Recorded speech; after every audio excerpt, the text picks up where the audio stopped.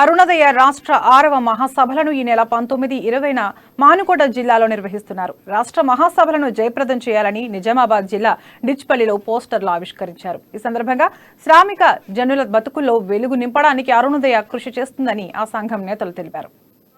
కళాకారుల భారీ ప్రదర్శన ఉంటుంది.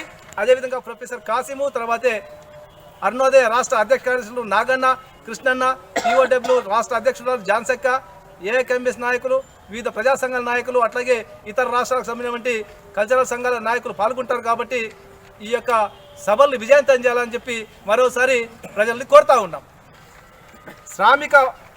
శ్రామిక జనుల కోసం నిత్యం ఆటపాటలతో మద్దతుగా ఉండేటువంటి అరుణోదయ సాంస్కృతిక సమైక్య 6వ రాష్ట్ర మహాసభల్ని ఈ నెల 19, 20 తేదీల్లో మహబూబాద్ నగరంలో నిర్వహించుకుంటా ఉన్నాం.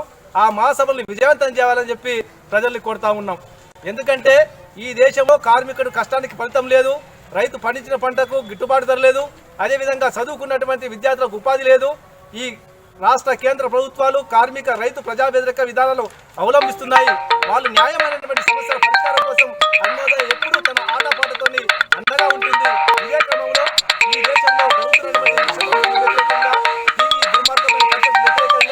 అనేక కార్యక్రమాల గురించి అరుణోదయ మూఢనమ్మకాలకు వ్యతిరేకంగా కూడా పెద్ద ఎత్తున ఇవాళ మహాసభలు నిర్వహించుకొని